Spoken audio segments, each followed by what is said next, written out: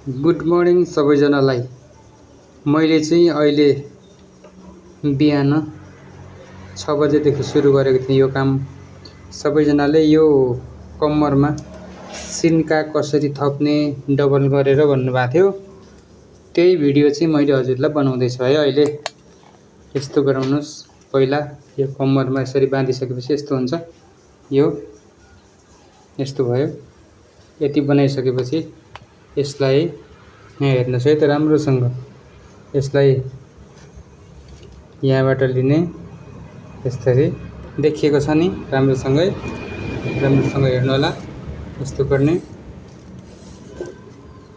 यसलाई यसरी बाँधिदिने, यता यो टुप्पालाई यता छोडिदिने, त्यसपछि अघिल्लोमा जाने, त्यसपछि तलतिरबाट यता ल्याउने, फेरि यताबाटै यही सिन्कालाई डबल लिदिनुहोस् किनकि एकैचोटि सजिलो होस् भनेर चाहिँ मैले यसरी तानिदिएको है।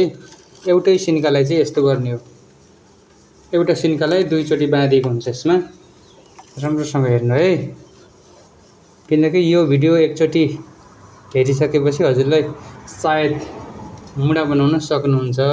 यो डबल स्टेपको सिन्का चाहिँ है यस्तै राख्ने है। यसलाई यो टुप्पालाई यतातिर लगाइदिनुहोस्। यसलाई चाहिँ यता तान्दिने, यसरी तान्दिने। यसरी तानिसकेपछि फेरि यसलाई अर्को सिन्का यसरी थप्ने। यसरी थपेर यसलाई सिधो ब्याक तान्दिने, यसरी है।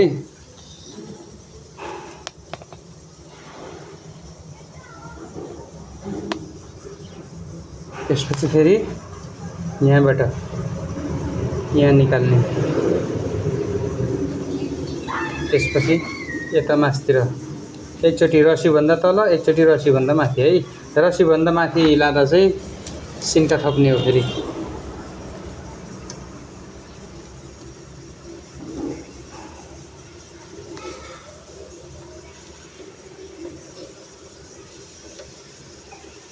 यस्तै फेरि यसलाई यहाँबाट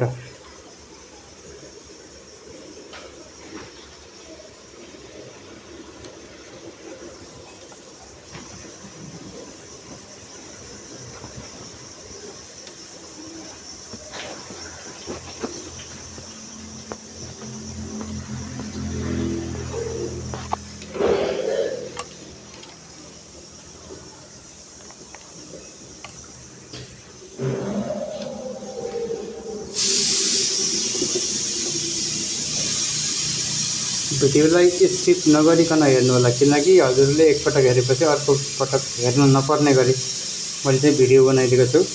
फेरि राम्रोसँग हेर्नु होला। यसलाई चाहिँ टाइट गरेर बाँध्नुपर्छ यहाँनिर बिचमा।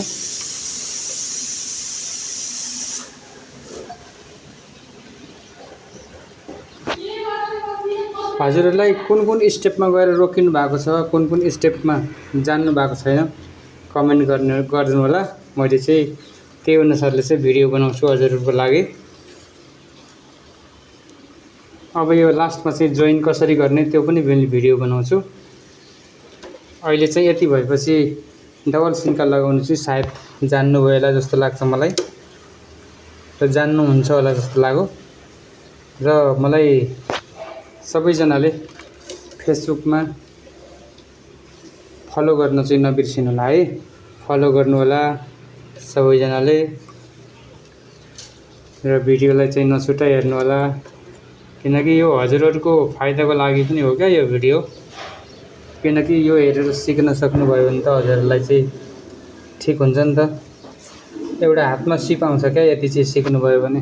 मैले जानेको कुरा चाहिँ हजुरलाई सिकाएको हो। प्रायः जसो मान्छेहरूले चाहिँ यसरी आफूले गरेको कामहरू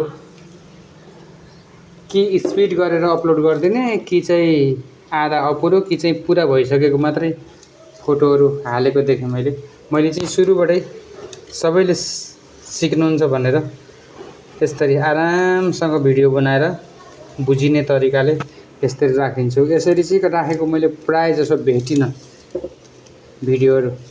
कि कतैबाट छेकेर कि कतैबाट स्पिडहरू गरेर त्यस्तै राखिदिएको, केही पनि सिक्न नसकिने क्या त्यस्तो भिडियोबाट। त्यही भएर मैले त यस्तो किसिमले मजाले बुझिने गरेर राखिदिन्छु। ल यो चाहिँ कसरी सिन्का थप्ने भन्ने सम्बन्धमा भयो। अब अर्को पार्ट्स आउँछ यो।